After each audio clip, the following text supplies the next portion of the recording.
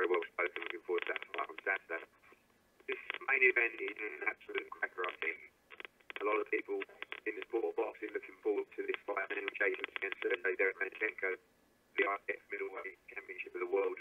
Of course, right now I think the middleweight division is the key division in boxing. We've seen that grade 2 fight between Canelo and Triple G, and also Demetrius Andre becoming WBO World Champion on Saturday. And I think the winner of this fight is particularly primed to fight Canelo next May as well. So for Danny Jacobs, coming off 2 good wins against Sergiy and Arias, ready for this challenge. This is the big challenge for him, the chance for him to become IBF World Champion. And right now I'm going to pass over to the former WBA middleweight champion of the world, the Miracle Man, Daniel Jacobs. Oh, thanks, Eddie. I appreciate that. How's everyone doing? It's a great opportunity for me to finally I just got back to New York last night, so just getting back like I made it. Feels good to be home. Looking forward to this wonderful opportunity that I have to win the IBF Championship of the World. A respected belt that, I want to work my butt. Well, I have worked my butt off for. And I'm just looking for Saturday night.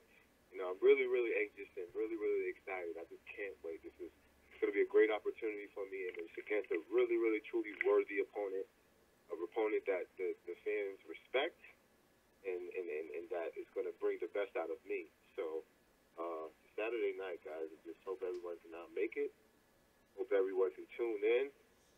You're not going to definitely want to miss this fight. Thanks very much, Daniel. Adrian, if you could once again let the media know the instructions to ask questions, please. Thank you. We'll now begin the question and answer session. If you have a question, please press star, then 1 on your touch-tone phone. If you wish to be removed from the queue, please press the pound sign or the hash key. Once again, if you have a question, please press star, then 1. Thanks very much, Adrian. Our first call comes from Michael Woods from Brooklyn, New York. Go ahead, Michael. Hi, Danny. This is Mike Woods on the line, and my question is, ripping off that promo show that I saw that said you and Sergey sparred 300-plus rounds. I'm wondering if you could characterize that. Did you feel that you had the upper hand, and possibly what are some of the things you learned from sparring him so much? Hey, Mike, how you doing? But to answer your question, it was very intense sparring matches. You're dealing with a guy who had over 400-plus amateur fights, a guy who's very durable, very tough. But you also have to realize that, this is a world championship, and regardless of how those sparring sessions went, this is for both of our dreams that we're trying to accomplish, and nothing really stands in the way of that. This is the reason why this fight is happening. Because if it was an ideal situation for my trainers, or for my trainer, he would have us both world champions in the same division and never fight each other. But, that's impossible because one day I want to be the undisputed middleweight champion. So there is no one standing in the way of my dreams. And those sparring sessions were competitive. And this is why I know that this fight will be even more competitive, because a sparring session is totally different from a professional boxing match. There's more dangers. There's more things to be aware of. And it's not an IBF title on the line when you're in there sparring with headgear and 16-ounce gloves on, too. So, it just makes the stakes higher. It just makes for an even better fight. This is why I'm really, really happy that I have this opportunity with such a talented guy. Sounds good. Thanks, Danny. I appreciate it. No problem. Mike, thanks very much. Our next question comes from Gail Falkenthal. Go ahead, Gail. Good afternoon. Daniel, a lot of things are happening in the middleweight division. Seems like a lot of cards are shuffling. We had a little bit of an upset over the weekend. We have Saunders sort of who knows where. Where do you see yourself? Is this a time for you to be able to take advantage of this? Yeah, I think it's a great time just to be a middleweight in general. I think it's a great time to have an opportunity for a middleweight championship. This is why I've trained so hard in my training camp, and I prepared myself 100%. And I think when I'm in there with really good opposition, that my skill, my awareness, and everything goes up. You know, they say sometimes when you fight lower to, you know, who you are, sometimes you might fall into a trap, fight at the level of your opposition. But this one is a great opponent for me, and I'm looking forward to giving the fans a good fight. But not only is it going to be a good fight, but, you know, there's so much at stake for a championship and then for the near future. So for all of this in the back of my mind, it truly, you know, allowed me to push myself in training camp, allowed me to get into a mental place where I'm going to be ready for any and everything. So I'm grateful for all the opportunities that come my way. Like I said, this opportunity was never supposed to present itself. You know, I've never was supposed to have the second chance, you know. So the fact that I even have a chance to fight for a belt, I'm just so grateful for it. And being one of the hottest divisions, you know, I truly look forward to taking advantage of all of these things. Do you think the timing is perfect? I mean, here you are. It seems like the perfect time for you to make a statement, to remind everybody, hey, I'm still over here, guys. Well, I never felt like I got lost in the sauce, but yes, it is a good time to get a middleweight belt and to, you know, campaigns for some of these bigger and better fights. Thank you. Good luck to you. Thank you. Thanks very much, Gail. Our next question comes from Eddie Goldman. Go ahead, Eddie. Hi, thank you very much. Hi, Danny. I have a question about this particular fight. Other than some of the obvious things like height and reach, what do you see as your advantages in this fight over Derevyanchenko? I feel like I'm the strongest middleweight that he had stepped in the ring professionally with. The height and the reach are some key things, especially when if I set my mind to being a boxer, I can do that very well. But also, if I want to come forward for a counter punch or even just want to outright brawl, I do believe that I have the power to back it up. But there's a lot of dangers inside this fight when it comes to, you know, both of us. But for me, I truly feel like I have the best advantages. What also about the issue of professional experience and the level of opponents that you've had as a pro? How would you rate that? Well, you don't know until you know. You know, it's like if you have 12 fights as a professional, you even though you have 400 amateur fights, you have some fights in, you know, I don't know, that world champion boxing. I don't know anything about that, but I don't really consider that to be a pro fight, even though the headgears are off. Once you put on 10-ounce gloves and you actually go in there and compete with the best, you know, all of these dangers that you have inside the ring, you know, that's when you'll truly know. So I feel like that, you know, I have the advantages when it comes to the mental aspect of the experience of knowing I can go full 12 solid rounds with the best of them and compete at an all-time high level. I mean, I know that. I have it in my tank. I have it in the gas tank already, you know, and the guy that's inexperienced with only 12 fights, you know, I would presume that it would be a second guess on his behalf. So only time would tell, but, you know, for me, I'm just 100% physically and mentally ready. Would you like to make a prediction for the fight? No. I do see my hands being raised, but how I get the victory, I have no idea, but I'm willing to get it any way I can. Okay, and one quick thing. Are both Eddie and Lou still on the call? Yes, I am. Yeah.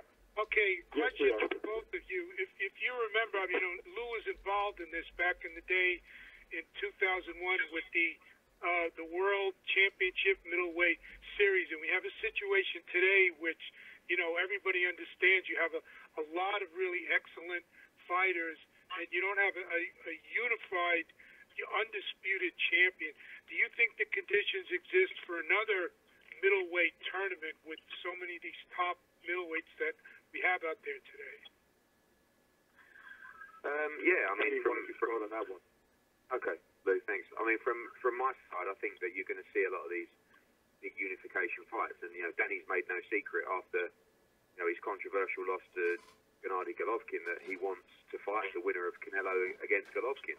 Obviously, Canelo won that fight, and although Danny's eyes are on Saturday, obviously we all particularly want the Canelo fight if he's successful, and we believe he will be on Saturday. So, you've got another champion in Demetrius Andrade who certainly is willing to have unification bout step up. So, I think now with the championships spreading out over to 3 champions, and Canelo's 11-fight deal, he's going to be needing many, many opponents, and certainly the winner of Saturday night is in prime position to fight Canelo probably on Cinco de Mayo. So, I think all the guys who are champions now are not guys that are going to want soft defences or a number of voluntary defences once they get their belt. They're all at a stage where they're ready for big fights. Danny's a former champion.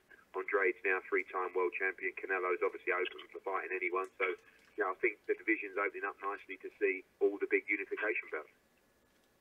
And Lou, do you think it can be done having gone through that back in 2001? I think, look, boxing is a business, and right now the middleweight division, when you get past the heavyweights, the middleweight division is a money division, and there's a lot of big fights to be made, and I think the fact that those fights are so interesting to boxing fans, the fact that you're asking this question, I think that there's a very meaningful shot that you're going to just see big middleweight fight after big middleweight fight. All right, thank you. Good luck to everybody. And Danny, good luck. Thank you very much. Thanks very much, Eddie. Our next question comes from Jeremy Hiragis from Fanside.com. Go ahead, Jeremy. Hi, Danny. How weird will it be seeing Gary Stark Jr. in the opposite corner, and how do you keep emotions out of it? Lou just said it. This is a business, and that's how we're both taking it. So it's really no different from me seeing Gary on the opposite side of the ring when we're sparring, and Gary telling him how to get the best of me in sparring. I look at it as the same, but the stakes are just higher. It's really not a personal thing for me, even though I've known Gary for longer, and he once worked my corner. To me, it's more so it's just about he's doing the best for his fighter. So I have nothing but respect, and I can't do anything but, respect the idea of it. My thing is this. There's no one that's going to get in the way of me reaching my goals, and I see the same for those guys. So it's really not awkward. But if I could have it a different way, I mean, obviously I would. But, there's truly there's no other way around it. And I knew that this would be an opportunity. Well, not an opportunity. I know this could potentially be a fight, once Derevyanchenko came on the stable. I knew it was another middleweight guy that could potentially reach the top that I may have to fight one day because, I don't believe in sharing belts. I want to be the undisputed. So the idea was always in the back of my mind. But I have the utmost respect for Gary. I have the utmost respect for Sergey. And I think it's just going to go for a more interesting and better fight. When we've known each other for so long and there's history with us, it's just a good time. And, the fans are going to be the ones who are going to benefit over the most. Again, talking about how your spheres are kind of so close here with your personnel and guys that you work with, do you have any sort of personal relationship with Sergey? There's no personal relationship. I mean, I don't dislike the guy. I think he's a really phenomenal, humble gentleman. But he doesn't know English, so it's really hard for us to have any relationship outside of the gym or, saying hello and goodbye. I haven't heard him say 5 English words. So it's really it's kind of hard to have a real relationship with somebody that can't speak English. But I do know that he's a very nice guy. I do know that, he's always respectful. He's very humble. I know these things, But none of that stuff matters, when so much is at stake. You got to understand, when you've been fighting all your life and you get this close to your goal, it really didn't matter who was in there. I mean, it could have been Andre Rozier on the opposite side of the ring. If Andre was getting my way, it'd be me and the Havoc Man.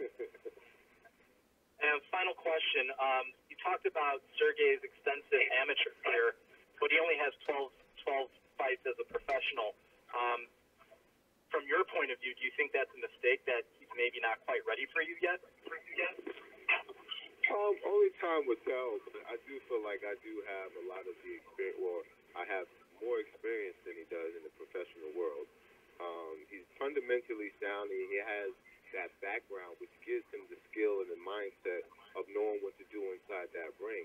But actually going inside that ring and doing it and putting in the work and going 12 rounds multiple times and having all of these different fights, I mean, you're learning how to be a true professional fighter, because there's really not a lot of dangers in amateur fighting.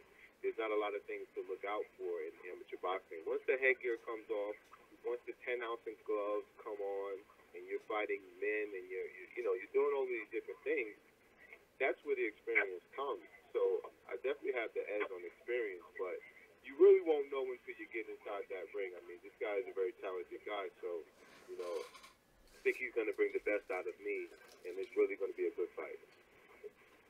Thanks, Danny. Appreciate it, and good luck. Thank you. Thanks very much, Jeremy. Our next question comes from Sean Kroos. Go ahead, Sean.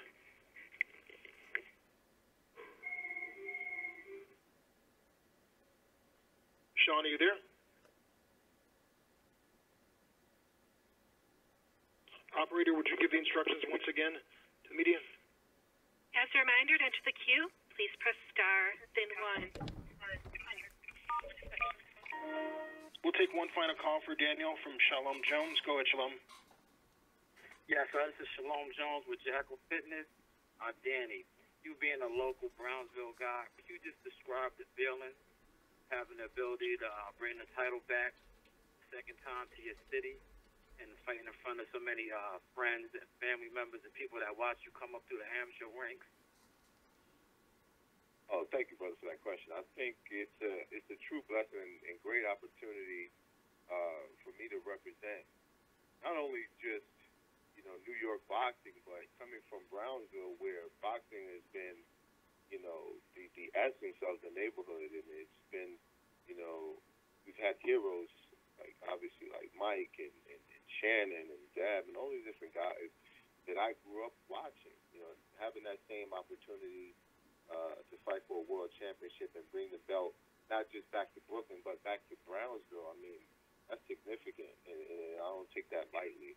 But all of these things I keep in the back of my mind when I'm training, and then I just recently seen that there's a billboard in Brownsville of the fight, which is a really, really big accomplishment. I mean, I was more excited about that billboard being in Brownsville than I was of a billboard being in Times Square.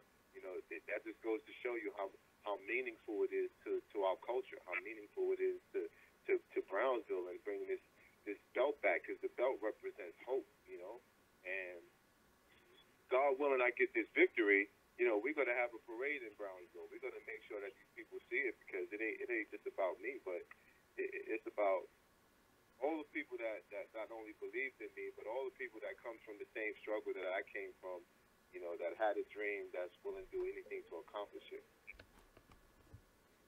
Absolutely. Once again, thanks, champ. Shalom Jones with Jackal Fitness, and best of luck. Thank you very much, brother. I appreciate that. Danny, thanks very much. We're going to let you get back to your training. If you have any closing comments, go ahead, please. Well, I'm looking forward to this fight. I truly, truly am. I know it's going to be one heck of a fight for even how long it does last. I mean, the fans are going to get their money's worth. You guys are not going to want to miss this. I'm going to put it all on the line come Saturday, and I'm looking forward to a really competitive fight. So if you guys can make it. No tickets on sale. If you can't, make sure you tune into HBO and support this fight, because this is one of the best middleweight fights that could be made at this time.